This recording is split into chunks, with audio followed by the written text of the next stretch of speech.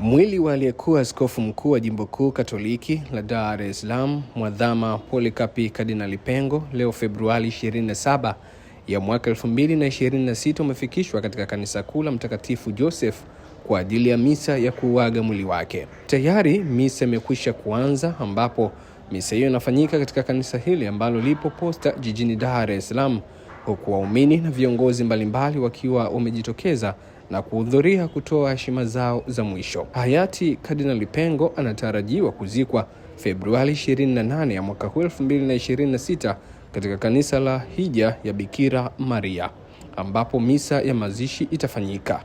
Mimi naitumika ndaba, na hizi ni ripoti kutokea katika kanisa kuu la Mtakatifu Joseph hapa jijini Dar es Salaam.